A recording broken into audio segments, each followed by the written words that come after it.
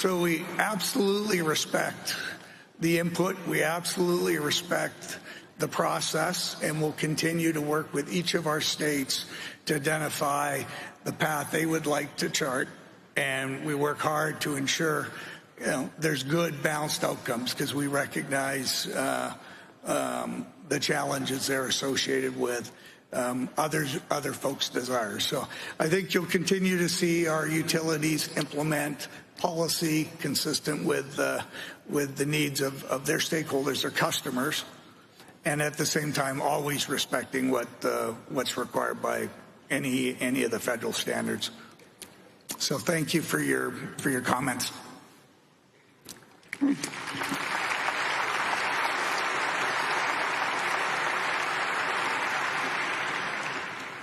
Okay, 31. Let's see. Becky. This question comes from Billy DeRoss. He writes, Mr. Buffett, as a nurse from New York State, I've spent years struggling to secure good health insurance for myself, even while working on the front lines to save lives. In New York, accessing insurance means navigating a confusing state-run system that feels like it's designed to overwhelm. I'm curious, what ultimately led to the end of your healthcare venture with JP Morgan and Amazon? And given your commitment to value and long-term thinking, would you ever consider taking another look at health insurance reform in the U.S.? Yeah, we're spending close. It's hard to get the precise figure, but close to 20% of GDP on health. And if you go back to 1960, there were a number of countries that were each spending around 5%. And then the lines began to diverge dramatically. But the mathematical fact that there are only 100 percentage points in the equation didn't change. So we tried that experiment with JP Morgan and Amazon, and we had three people that didn't think they knew the answer, but thought that, in my case, I used the term that it was a tapeworm in the economy, and we also found out that the tapeworm was alive in every part of the country. I mean, the hospitals liked it. The hospitals had prominent people who worked with people. People generally liked their doctor, but didn't like the system. I mean, all kinds of things. But in the end, JP Morgan and Amazon and Berkshire were not going to have any effect on changing that 20%. Now, that 20%, there are only 100 percentage points available, and when other countries spend 6 or 7% and perhaps use our system to their advantage, which is also very true. That is an enormous percentage of an economy, and we simply, that it was too entrenched to really do much in the way of change. And we spent some money on it, and we did some work, and we learned a good bit about our own systems. And we saw the degree to which the present system was ingrained in so many people's, whether the healthcare providers or whether everybody, and these aren't evil people. I mean, they're just going about something and trying to save lives. But we found that whether it was in Canada or France or Britain or wherever it might be, that if you looked at our costs, that they were just far higher, and to some extent we were subsidizing the rest of the world, and people would come to the United States to do the really unusual or challenging aspects of health in terms of operations and that sort of thing. but we made no progress. And there comes a point where, well, the government's, it's so involved in the situation, and health is so important to everybody. And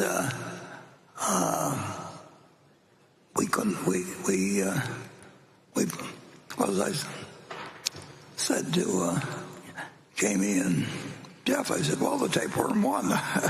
And there are problems of society when you get 20% of your GDP going into a given industry. The degree of enthusiasm for changing that industry, the political power that the industry will have, and that doesn't mean they're evil. Everybody, they just end up there, and so I don't know. We came to the conclusion we didn't know the answer, three of us, and we had the money to do it,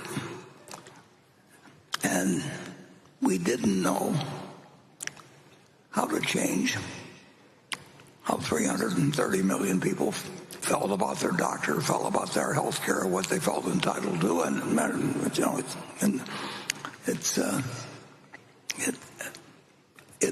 it won't change by itself, and government is the only one that can change it, and the only people in government that can change it are getting a majority of 435 people and 100 people, and my dad lost one election in his life in 1948, and he was a very strong Republican, and in 1950 he went back and beat the guy that beat him in 1948, and he got the doctors behind him, and he did they're very well, and they believe 100% in what they're doing. They're helping people every day, and during the pandemic, the sacrifices made by people save other people, just incredible. Can you imagine working in something where they're bringing in people that are going to die by the dozens and dozens and dozens, and you try to somehow keep your own morale up and keep working with them? So you can't argue about the importance of it, but our costs are so different than any country in the world that it's a huge element. And we're a very rich country, so we can do things other countries can't do. And through our elected representatives and a whole variety of things over time, we've developed a system that is enormously resistant to any kind of major change, and it's important in every community that it's in. So I wish we had an answer for you, but I was somewhat pessimistic going in, and I was a little more pessimistic when we came out. But I'm glad we did what we did, and we learned something about our own failings in the process. So Berkshire, in effect, got its money's worth, but we didn't kill the tapeworm. Okay. Trying to change things in government it's an interesting proposition in the country, because you get self-selection in terms of the people that go into government and continue in it. And to some extent, they have to make decisions that they don't like as they go along, and they learn to accept them or to rationalize them or whatever it may be. But it's still about, this country's worked out better than any country in the world. So but you can't argue it was a failure, but you can't argue that there are certain problems that are terribly tough to figure out ways to solve. And of course, one of them gets back to the fiscal problem I mentioned before, because it's easy to spend money and it's hard to cut people's receipts. And if you get elected, you were going to you're going to say to yourself, well, I can do more good if I stay in than if I really vote my conscience on this sort of thing. So you give away a little bit here and a little bit there and a little bit there, and finally you don't recognize yourself in the mirror anymore. And I grew up in a political family, and I watched how people behaved, and they behaved like human beings, which is what you have to expect. And I behaved like a human being, so we still manage to keep moving forward in a dramatic way. It's so much better to live here than it was 100 years ago or 200 years ago. It's dramatic. So you can't say the system's a failure, but you can say that it is very difficult to make major changes in it. Okay. Station 5.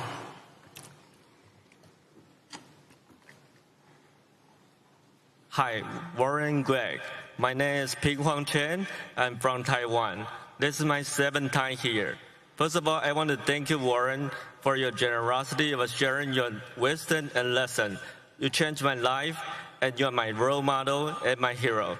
And my question is, Warren, you mentioned that Mr. Apple would be in charge of capital allocation in the future. And I'd like to know your perspective on, is it easier for a business operator to be an investor or for an investor to be a business operator? Thank you. No, that's a good question. I see we call him Mr. Apple even. Yeah. Thank you. Yeah, you'll take it.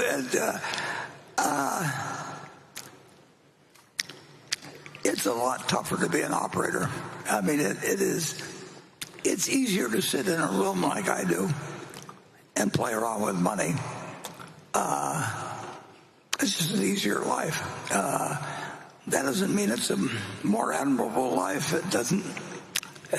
But it's actually been a pleasant life for me, so I don't complain in the least. And I've been able to choose my friends, which has made an enormous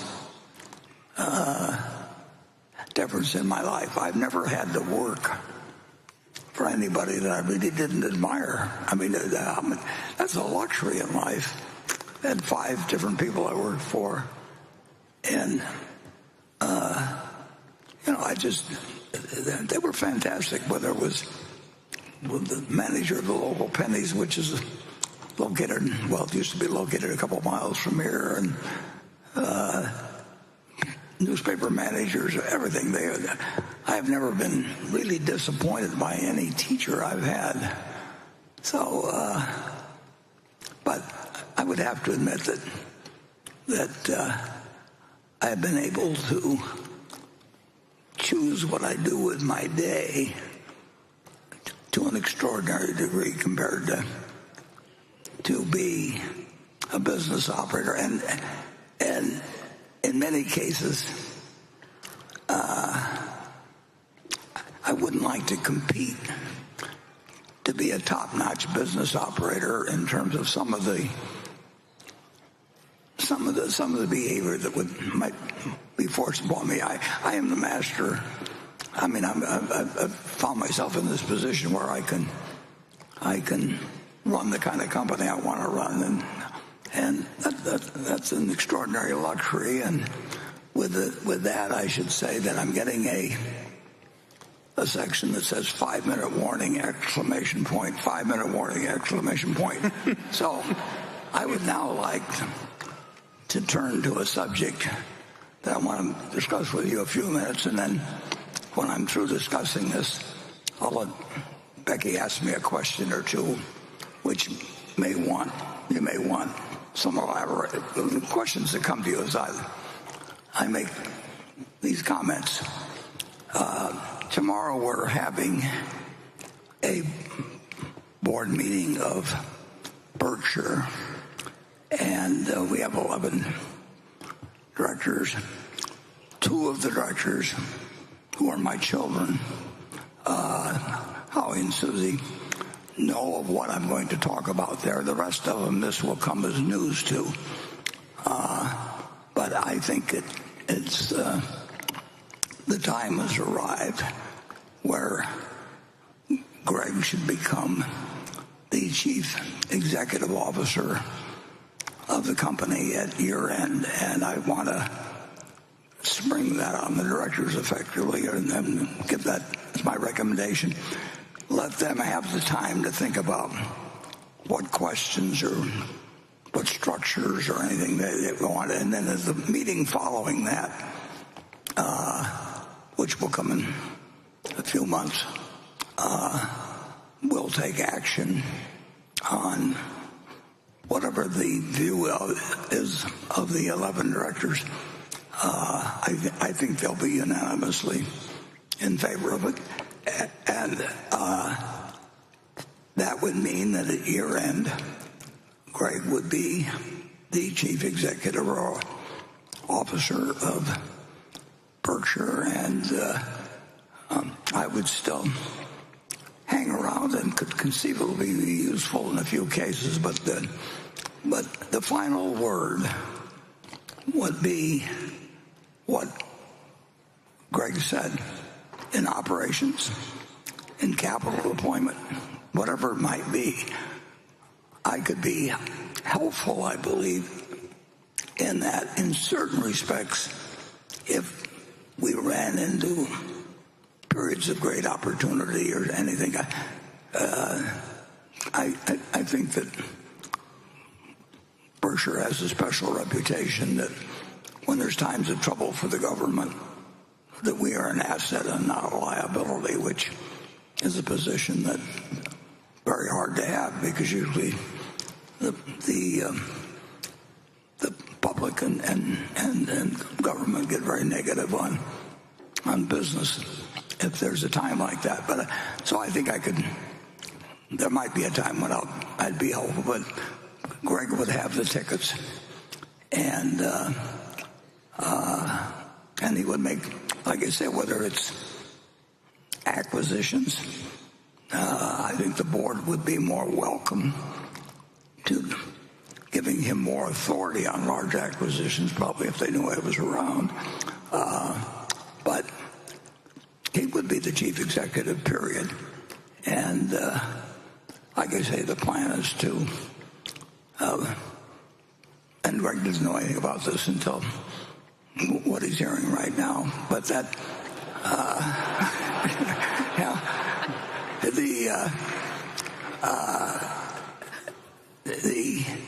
the board will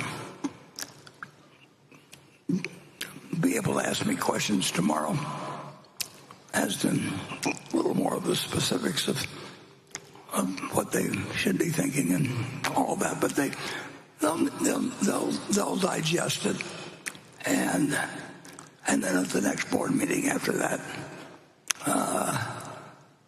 if we, as I would guess we would, if they act, then obviously we have something to announce to the world. It's a material change in Berkshire, and we'll go forward with that operation, and I will play with a Ouija board or whatever, and that comes out in terms of doing things. But I will not. I have no intention, zero, of selling one share of Berkshire Hathaway. It'll get given away gradually.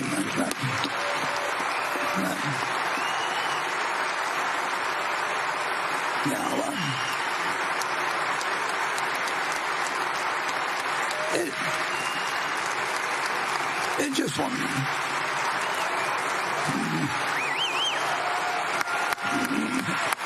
Thank you.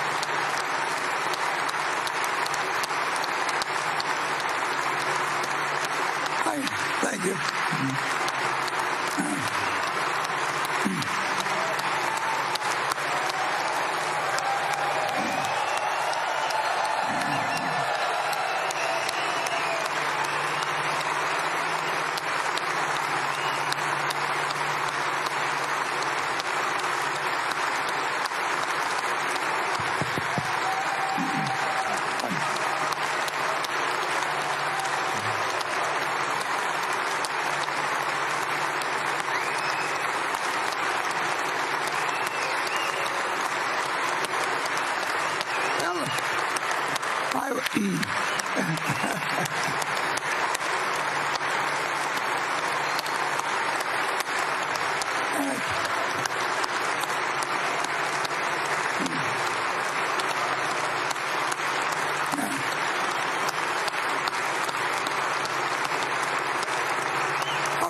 drink your Coke and calm down.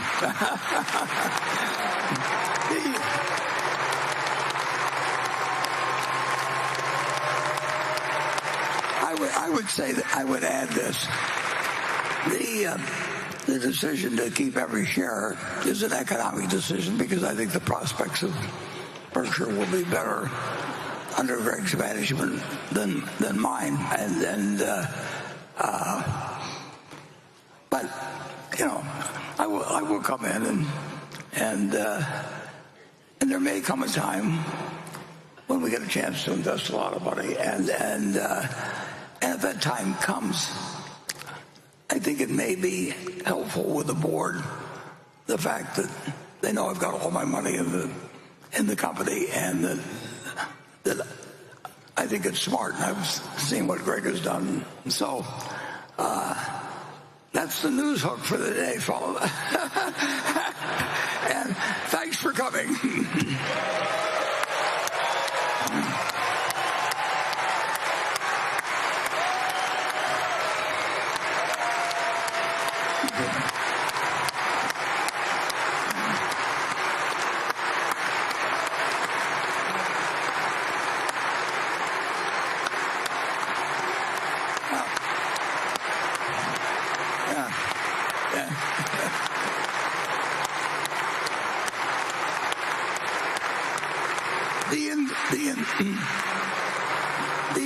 The enthusiasm shown by that response can be interpreted in two ways, but I'll take a surprise.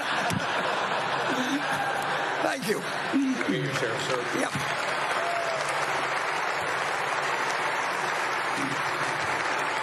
Okay.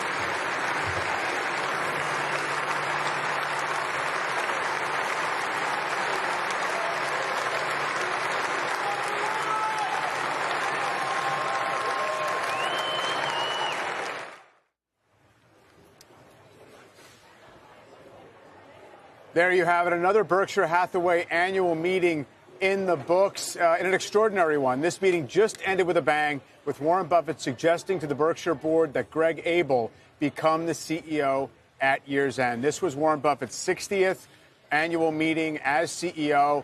There was some anticipation at some point a transition would happen. Greg Abel was always the heir apparent and the designated successor, but it is formalized here. And Warren Buffett also saying that he would be around to help, especially if there were any big consequential deals that might come around. Well, of course, the entire hall, including Greg Abel, was surprised by this. Let's listen to how he delivered that news.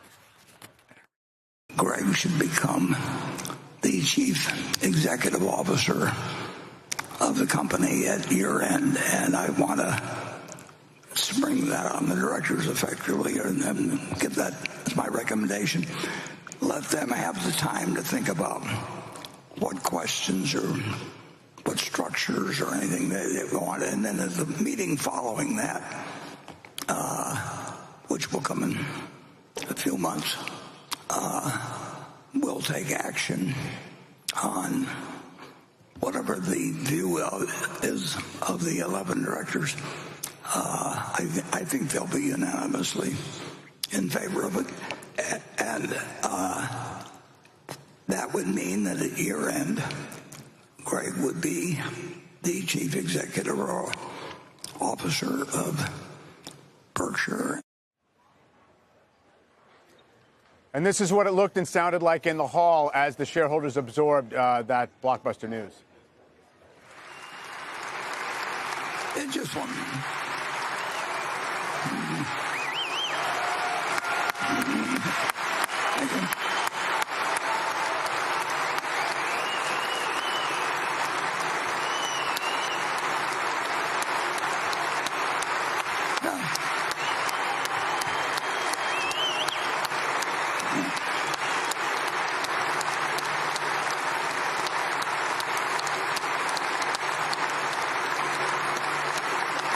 Thank you.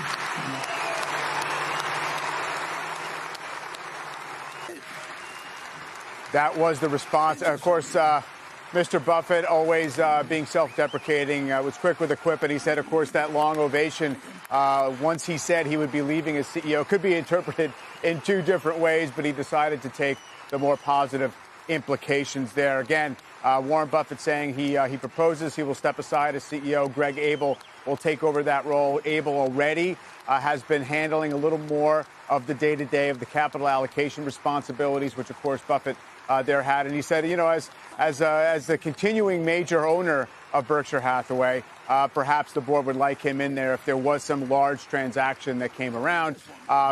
Buffett also saying he had no plans to sell a single share of Berkshire Hathaway. Of course, there's a long-standing plan for him to, over time, give away his holdings in the company. But he said he will not sell it. He also said that was an economic decision to hold on to the stock because he says that the company he expects will perform even better under Mr. Abel. So that has been essentially a theme for multiple meetings, but especially this one, where Warren Buffett, in many ways, looking to turn the spotlight aside and have Abel take over there. So again, after his 60th annual meeting, and look, a lot of shareholders have been, in some respects, gearing up for the possibility that this might come, that in fact Warren Buffett might decide exactly how this transition would be handled, and maybe it would come sooner than later. Of course, the company stockpiling all this cash and many other ways to get around this huge story. Becky Quick is back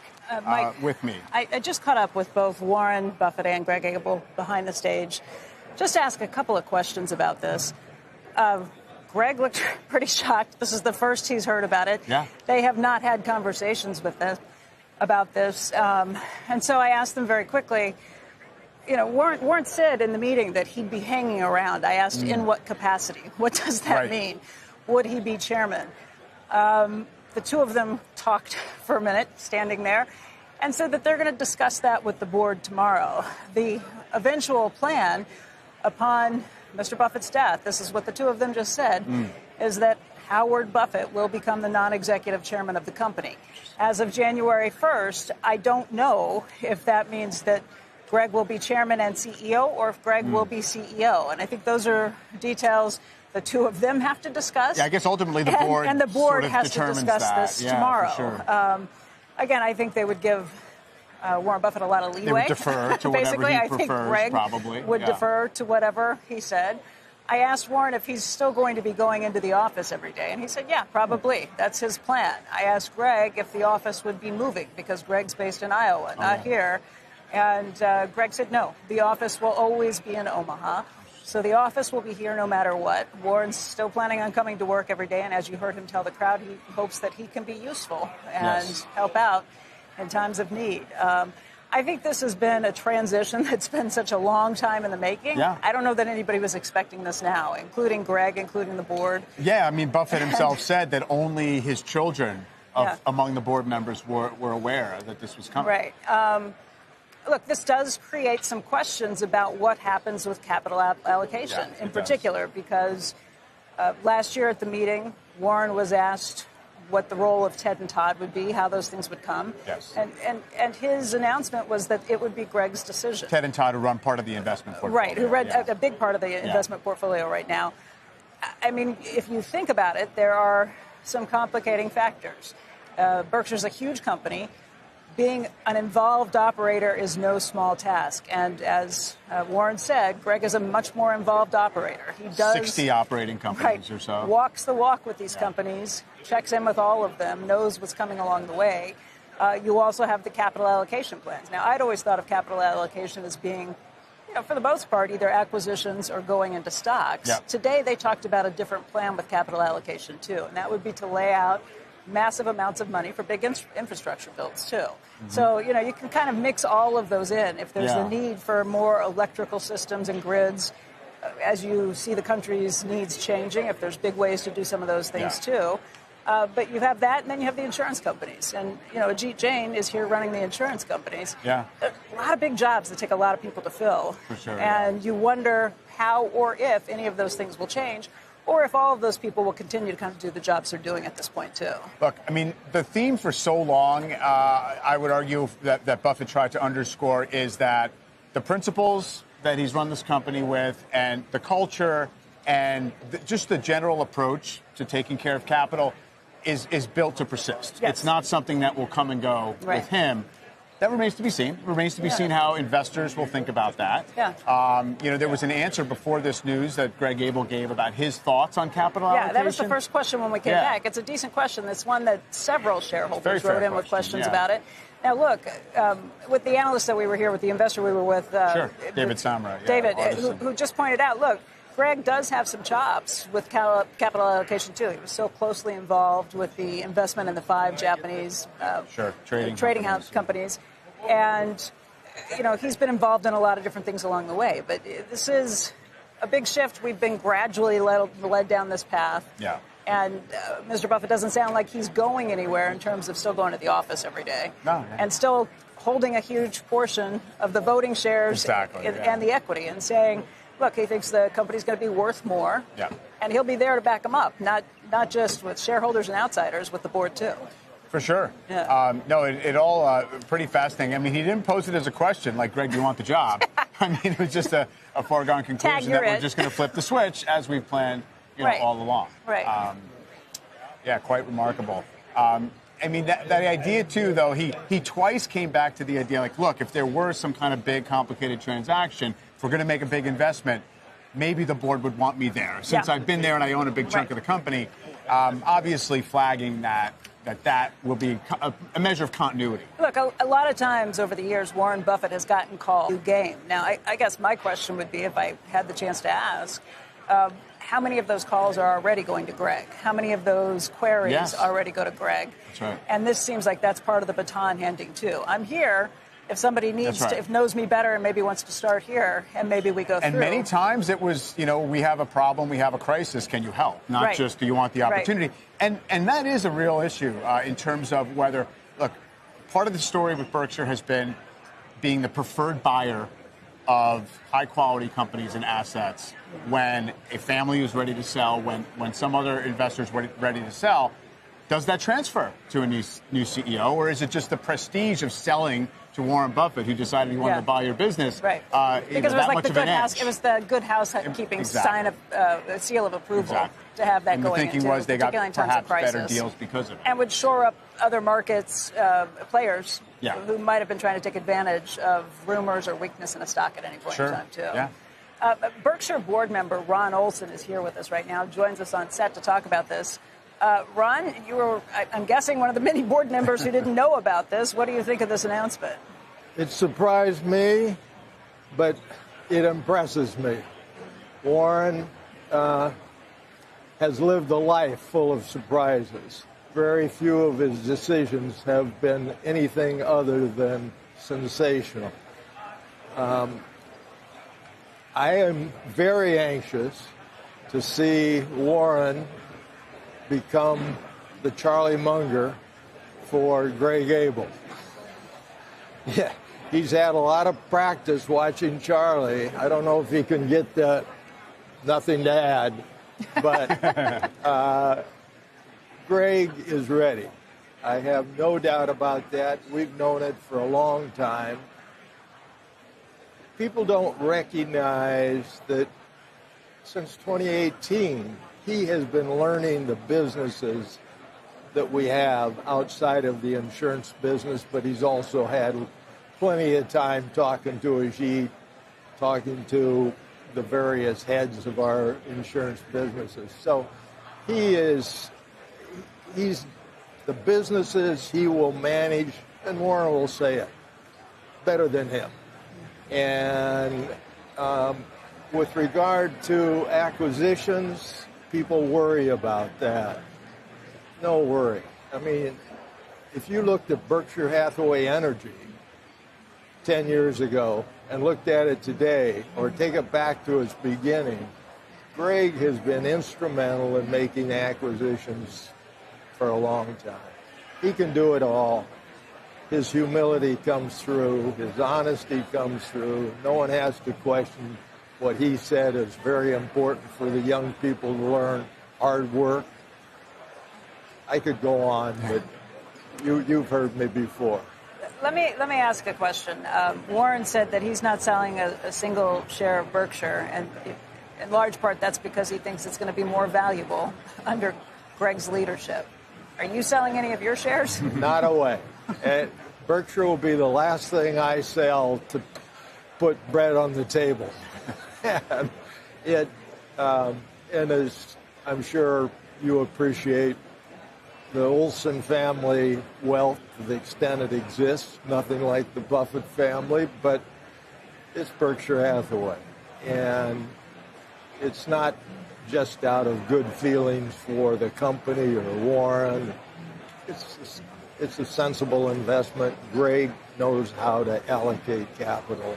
He knows how to run businesses. He's got unbelievable strategic ability. I've been around him now enough in situations where I'm deeply into it to watch him make decisive calls in tough situations and do it in a strategic, thoughtful way. Warren said that, at the meeting, the board will have a chance to ask him questions and get the details straight. What questions would you first have for him?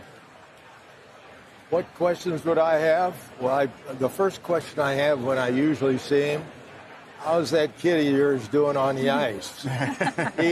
Greg was not kidding when he said he wanted to be known as a great hockey coach for the kids in the Des Moines neighborhood. He's been that. To be serious about it, I want him to feel like there are others there that want him to succeed even more than he wants to succeed. And I would ask him about who else besides Warren do you think you need for a consigliere? Yeah. Who's going to be the person who can tell you no, which is not, telling Warren no. I've had to do it a few times. Charlie did it many times. And at the same time, be able to lead with a positive, creative spirit. And I think he can do that. But I want him to be supported, and I think he will want to be supported. And every great CEO that I know has had his or her consigliere. I would imagine that person is Warren Buffett for the foreseeable future. That's it. I mean, he is, as I said, I think first thing I said was, he's going to be the Charlie Munger for Greg. And that's great. Who else is Greg close to? Are there people that you know within the business that he relies on? Yes. He relies on a number of people. Certainly Scott Thome, that heads the day-to-day, running the business of Berkshire Hathaway Energy. But I think he will, and you got to talk to Greg. I guess I would ask him another question. Who do you want to bring in to your inner circle? Should we be adding a general counsel? Yeah. Should we be adding any people to the corporate staff that Warren has, as you know, limited to a great extent? Warren relied on Charlie, a little bit on others like myself, but I got a feeling Greg's going to want to have his own general counsel who could become his consigliere. Or, he's certainly going to need, at some point in time, the great Mark Hamburg is going to step aside. Mark Hamburg, people do not understand how vital he has been to the success of Berkshire Hathaway. He has been not only the CFO, he's operated as the general counsel. I've talked to him as if he was a general counsel. He knows every business probably even better than Greg. I mean, it's unbelievable. So there are going to be people that I know Greg will need to have to have help from them. And he's going to have to add some people. Yeah, I mean, they've got 7 months to think about this, to get through to the end of the year and go through it. How do you think the board will felt about hearing, other board members felt about hearing this news? I mean, you were sitting with everyone there. What was kind of the general read? Well, I wasn't actually sitting there when that announcement was made. I had started my way across to come talk to us right here, and I'm glad I did, or I might have gotten here about 3:30. But I don't have a feel for that. But I think people were surprised, but were ready for the decision to be made. And the assumption on the board would have been, if Warren so chooses, then that's it. You're not going to say, maybe consider. We, the board, had made the decision about Greg being the successor years ago. And you all will remember the one and only annual meeting held outside Omaha in our law office in L.A. And Charlie let it slip. It wasn't a decision made the day before Charlie let it slip. It had been made before that, and we've become increasingly comfortable with that judgment. I think that was 2021, and you guys had made that decision years before? Yeah. So and whatever caused us to make that judgment then is even more so today. So we feel good, and I think that will be the general feeling of everybody on the board without question. Ron, the age limit on the board, which we would have started with had it not been for this news, you're ending your time on the board as well and going around. How did you all get to that decision? What did you think about it? It was a decision that Warren hinted at it. I think there was a time when there were 5 members of the board that were 90 and over. They were iconic leaders of industry. Incredible people, every one of them. You didn't want to let go of a person like that. There are very few people like that in life. And I don't put myself in that category. I think that getting new blood periodically in any institution is useful, even in Berkshire. So to me, it is a sensible thing to have some kind of turnover at some point. And that doesn't mean everybody gets to stay in there till they're 80. There may be reasons to make changes before that. But having an end game that you don't have to explain, I think, is useful. And frankly, I've been in a situation on another board that I was on where, well, you need an exception here? We'll change the bylaw and make a new exception. So let's try this for a while and see how it goes. I think it's a positive thing. Yes, I'm the only one affected, but that actually made it a good time to be Warren kind of put himself in the same camp. Yeah. Well, the first one affected. Right? It's not necessarily that. In terms of how we should start to think about, we were talking a little bit about capital allocation under Greg. Of course, he got responsibility for that last year. Does it imply a further de-emphasis of the investing in public equities, the stock picking part of what Berkshire Hathaway has become? I don't think so. As both he and Warren have said, Warren in his letter and I think Greg today, we'd prefer to buy 100% of a great company at a fair price, as Charlie used to say. And that will be the objective when and if the opportunity presents itself. But in the meantime, an alternative will be to buy a portion of a company, and Greg has thoughts about that, just as Warren does, and as you all have said, Warren's going to be available to talk about it. Warren reads, he's not going to change what he reads. He just reads all the time, and he's going to have ideas about companies, and he'll share them with Greg for sure. One of the things that Warren talked about in the afternoon was, or I can't even remember which part of the session it was, but one of the things he talked about was this idea that it's okay to not swing very often, not to take many swings on this. There's been pressure that has built up pretty significantly to what is Berkshire doing with all this cash. It's now north of $340 billion, based on the numbers we got this morning. And that pressure has been something that Warren Buffett probably uniquely has been able to put off. And he explained it very well today, just this idea that we don't want to be doing stupid things. Greg added this is a financial asset to us to have this flexibility and the ability to jump in times of need. Will Greg be able to have the same patience? Not internally. Externally, there will be more calls probably than there would have been for Warren Buffett. And there were a lot coming for Warren Buffett at this point. That I think your interpretation is correct, and it could be seen in the questions that you had gotten for this session. Yeah. I mean, people ask the same question about what in the hell are you going to do with that Right. $300+ billion. That is a pressure, but Warren has withstood it. I think Greg will withstand it to the extent that it's necessary.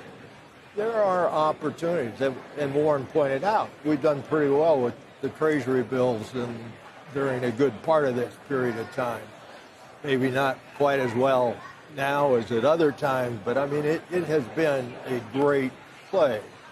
And at the same time, we're looking at various things all the time. I mean, they pointed out the Japanese investments.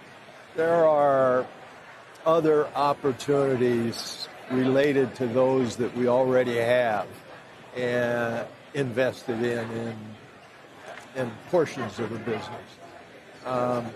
So I don't doubt that there will be some diminishing of it, but of the $340 billion, but there's going to be a lot held waiting for those special opportunities that Warren has uniquely waited for in the past, and Greg's got that message. I think he's got the confidence to do it. Let's wait and see. What did Warren say in there, that we've made our best deals when people are most pessimistic? Yeah. So I guess people, things are okay right now. And most fearful. Yeah. And that's when he gets most excited. I see it in his face when it happens. And he loved those moments, but he didn't let those motions and that emotion overtake his judgment. And that's the rationality that characterized him and Charlie. I know of no two people more rational than Charlie and Warren Buffett. And so I think Greg's right up there. How many years have you served on the board, Ron? 28? Well, I've been on 28 years. On the board. And it's been a great run. I'm leaving the board, but I'm not leaving Berkshire. I'm not leaving Warren. I'm not leaving Greg, whatever. I'm available. I'm still working every day. That's what I love to do. I'm not much of a golfer. People ask me, why are you still at it? I've got too many interesting people and interesting problems in my life. And I enjoy that. So, my life will go on. Don't worry about me. I want to see you two once in a while.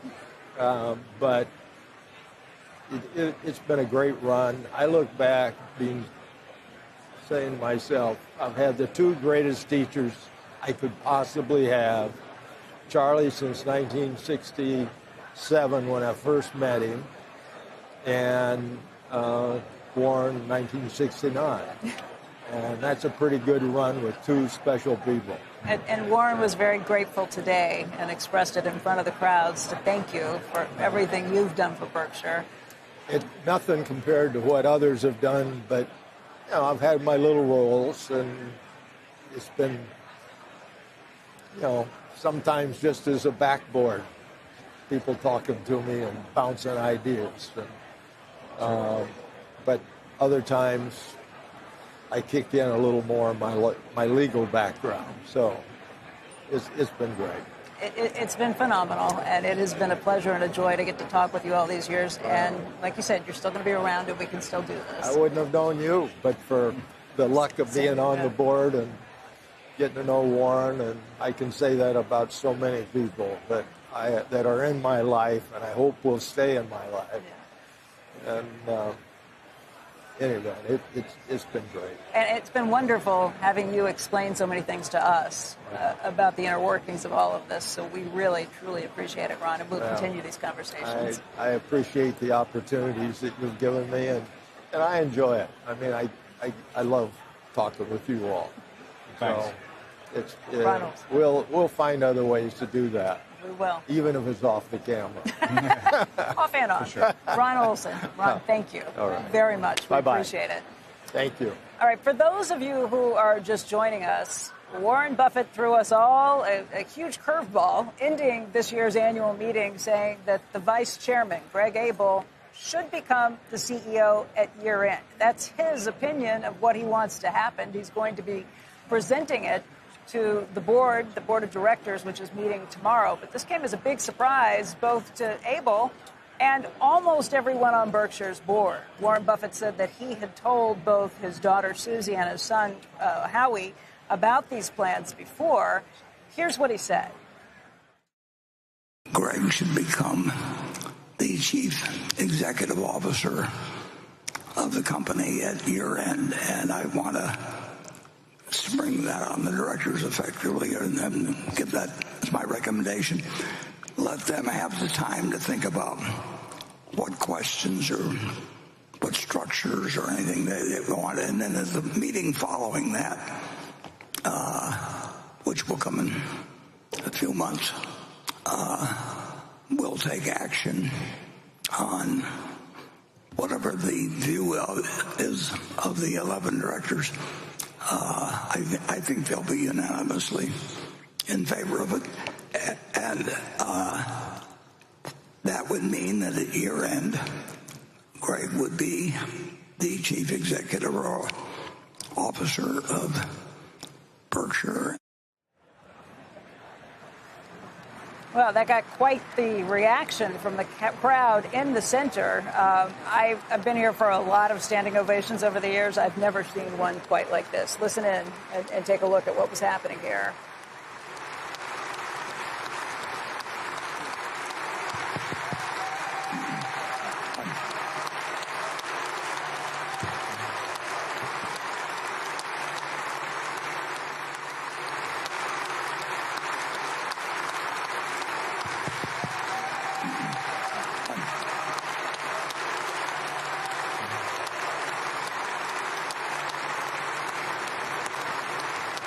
You know, I caught up with Warren Buffett and Greg Abel very quickly afterwards as they were walking off. They were talking about this for the first time because he had never discussed it with Greg Abel before. And Warren said again, as he did on stage, well, you can take that two ways from the crowd clapping this decision to hand things over like this.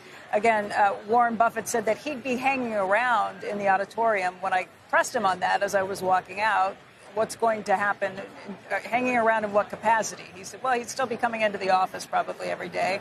Will you be chairman? I don't know. They're going to have that conversation with the board tomorrow. It's probably a conversation that Greg and Warren have been having since we walked off that stage. They both reiterated that the ultimate plan is for Howie Buffett, his son, to become the non-executive chairman. Warren said that will happen upon his death. He reiterated that again. But Buffett's plan is to continue to come into the office. He loves what he's doing, wants to be useful, wants to be helpful, wants to be a sounding board for Greg, and I think probably also give him cover, not only from the outside and from the board, but just give him the ability to do things the way that he wants them done. But he said it again, Greg will be the CEO. Right. He will be making these decisions at this point. Right now, I want to bring in Congressman French Hill. He's a Republican from Arkansas who is also the chair of the House Financial Services Committee. His son, Payne Hill, is also with us today. And, let's set this up a little bit. French, I didn't realize until you were on set with us maybe a month or two ago that you've been coming to the Berkshire meetings for how many years? Since the early 90s. Warren Buffett's been a hero of mine since I was in college. And the Super Investor article he wrote back in 1984 was what got me so interested in value investing and also following his work. And then when I was at the Treasury Department, I was there for the Solomon Brothers escapade. And when I got out of government in 1993 and went back to the private sector in investment management, it was Warren Buffett who was, my role model, a man I've never personally met, but I've admired all these years. And he always loved tap dancing to work. Well, now he's tap dancing out of work. And what a day. What a happy day. And the board and Greg and Warren have done a magnificent job over the last decade preparing shareholders for today. Now, and it's great to have this young investor. Thanks for having us. And Payne, you've come to this meeting before with your father. I don't think you come every year. When was the last time you were here? So last time we were here was 11 years ago. And it's safe to say that's kind of where I caught the investing bug, watching the markets. I've been chatting about Apple stock with my dad since I was 10 years old. So I think, that's kind of where I started thinking about it, reading about Charlie Munger, Warren Buffett, that kind of thing.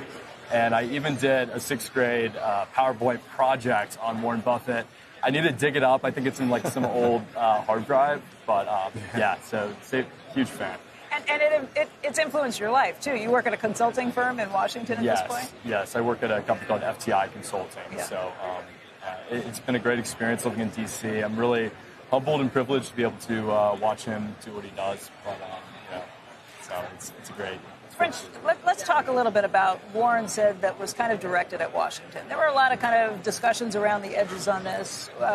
One would be his thoughts on the trade deficit and tariffs. Another would be his thoughts on DOGE and bloat in the government bureaucracy.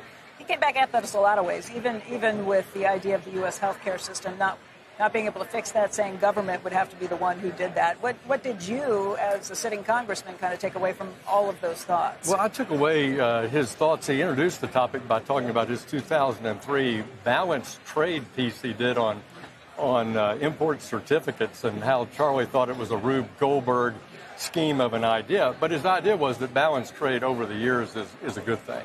But as the reserve currency and the biggest economy in the world, we're not going to have balanced trade with every country. It's not possible. We're importing so much. But I thought his idea that balanced trade was a theme was important. But he argued that putting punitive tariffs on people probably is not the way to do it. That using the carrot rather than a full stick. And in my 2 years of doing it during the Bush 41 administration, it was the threat of the stick. 301 sanctions on semiconductors in the 1980s, on Japanese auto imports in the 1980s that led us to open up the market and create what I think is a pretty substantial trade partnership between Japan and the United States here 30 years later. And if you talk to the Treasury Secretary, the Commerce Secretary, that is the ultimate goal. More fair trade, balanced where it can be balanced, and then in their view, try to bring some strategic national security manufacturing back to the U.S. Not a bad goal, but not something that's going to happen overnight. And the pandemic taught us that we need to have more resilient supply chains. And people are working on it. You see reductions in dependence on one country or one source, there's no doubt. But it's going to take time. Is that what we're getting right now, though, the threat of the stick, or is it the actual stick? I know we're in this weird 90-day period where tariffs are on hold for the most part. I think it's created a lot of market uncertainty, and my hope is that the applying of the stick will lead to negotiations that will ultimately be more of a carrot, and recognize that we have to have some distinctions here between a big complex situation like China versus a country that we have excellent allied terms with, Korea or Japan or the European Union, and have a little bit more discretion there. But I'm hopeful that we can do it and do it soon, because I think the market and the uncertainty has not been good for the economy. It's also, of course, interesting the way Warren frames things, and he likes to do this, right, by just sort of panning out and saying, let's appreciate what the U.S. has built. Right. and the fact that, as he said, we've won. In other words, we're kind of claiming to be taken advantage of by countries whose economies we wouldn't trade for ours. Right. Exactly. And he talked about the lottery, the global lottery, where Payne Hill's the luckiest kid in America because he got born I'd always here. say to him, I want to win the lottery one day, Dad. He's like, you already have. You're born in the United States. I know Mr. Buffett commented on that a lot. 100%. So we were looking at each other. But it was, it is still something where you want to have it as balanced as you can make it. And if you do have dumping, my argument's always been if you believe that people are dumping product into the North American trade arena, Mexico, Canada, the U.S., Mexico and Canada as our partners can stop that. We can say we don't want dumped steel entering the Mexican borders that goes into a U.S. product. So my advice is we should have Trade Promotion Authority. Joe Biden left a mess on trade. He allowed Trade Promotion Authority to expire in the Congress in 2021, and we didn't initiate any new trade agreements under Joe Biden, and we didn't enforce the ones that even President Trump I mean, that's a lot of Chinese goods that are coming through Mexico and getting dumped on us. And so I get the point, but I would use the USMCA's 5-year review as a chance to strengthen that, and I think that's the way to have Canada and Mexico on our side to curtail dump products. But you think go after that first, use some of our allies, and then everybody gang up to go after China? Well, I do believe that you don't.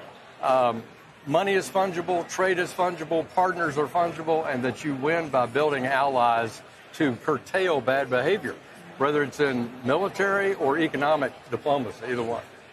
French, as a Republican in Congress, and obviously somebody who's hoping that a year from now we're not looking at these same tariff situations, that we have better trade agreements as a result. What has been your message back to Congress at this point, or your message back to the administration through the Commerce Secretary, through the Treasury Secretary, or any other conversations you've had? Well, prioritize. Yeah. And it's a different strategy. Using trade to open up markets that we've had a 30-year effort to try to open up, like India, takes a different set of skills, steps, and abilities than just trying to bring down trade barriers with a long-standing ally with whom we have a trade arrangement. So I think prioritize and get some early wins, and then focus on explaining to our constituents that it's going to be a long transition to get supply chains and critical minerals and critical technologies in the U.S. It's just not an overnight strategy, but it's one I think that we can do, but we should do it with our partners. And he didn't speak really as much as we might have thought about the broader fiscal situation, but he sometimes does as a biggest owner of Treasury bills and one of the biggest corporate taxpayers. He kind of has a proprietary spot to say what he thinks the structural direction of the federal budget should be. Yeah, he made two good points today beyond trade. I thought was our 7% of GDP deficits are unsustainable. Yeah. Congress has to do something about that. It's a hard-fought battle in Congress to try to reduce the growth rate that exceeds the GDP growth rate on spending. We can't do that. This has happened since the pandemic, and we need to shrink that. That's the goal. I think that DOGE plays a role. DOGE has gotten off to a start where if you're looking for IT productivity solutions, this will be the most informed FY26 appropriation process ever because of some of the DOGE work in these departments. So I thought he spoke favorably for DOGE as a concept because he says bureaucracy can choke a private company and it can choke federal bureaucracy. And a great example was Geico today. Shrinking employment at Geico from 50,000 to 30,000 and putting more money in technology and producing the results that Ajit talked about. French Hill is the chairman of the House Financial Services Committee. His son Payne Hill with him here, too. And both of them, longtime Berkshire shareholders and longtime visitors to this annual meeting. It's really great to see both of you Great today. to be with you. And thanks for having us. Great, and what a great lesson Warren's done for 60 years on financial literacy for young investors like Warren. And we heard from him today, and that did my heart good. You saw a lot of young people that are following in your footsteps. Yeah, I know. It really is great. We'll see what happens, and looking to hold on to our shares. Your old presentation didn't say what happens after Buffett retires? Oh, I can't remember past the first slide. It was so long ago, but I remember it well. Thanks for having us. Thank you, gentlemen. We appreciate it.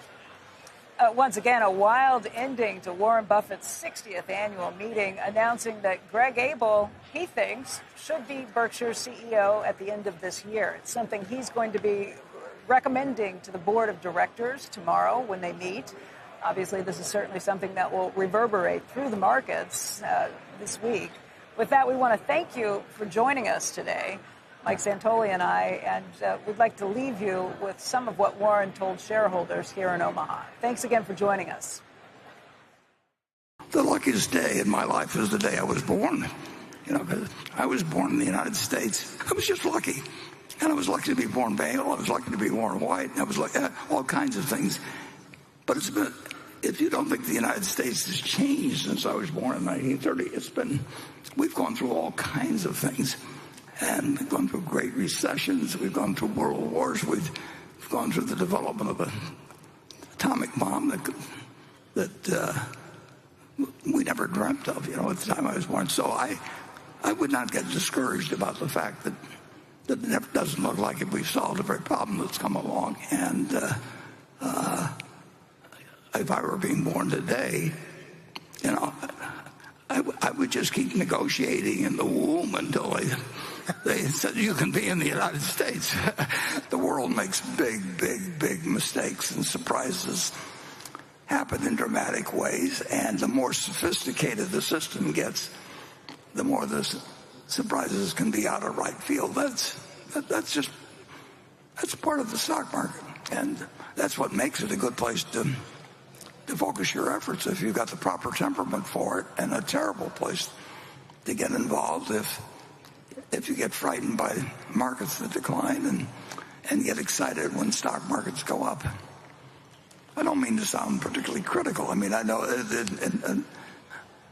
people have emotions. I don't get fearful by things that other people are afraid of in a financial way. It's not that I don't have emotions, but I don't have emotions about the prices of stocks. I mean, those decisions get all the way to my brain, whereas emotions can get bogged down some other place. I went around the groups of people who were exhibiting yesterday for an hour and a half, and these are people who are thanking me, you know, and totally enthused about coming and doing a lot of work for which they don't get paid anything extra. And I don't know anything about the arrangements the individual companies make, but they work hard and they enjoy their work. And you know, you really want to work at something you enjoy. It's interesting to me that in the investment business, so many people get out of it after they've made a pile of money. You really want something that you'll stick around for. While I'm handing this over to Greg, that you know, you can't even dream all the dreams that you could have about a place like Berkshire. But big thing you have to do, though, is to be sure you can play the next day. Greg should become the chief executive officer of the company at year end, and I want to spring that on the directors effectively, and then give that as my recommendation. Let them have the time to think about what questions or what structures or anything they want, and then as the meeting following that, which will come in a few months, we'll take action on whatever the view is of the 11 directors. I think they'll be unanimously in favor of it, and that would mean that at year end, Greg would be the chief executive officer of Berkshire.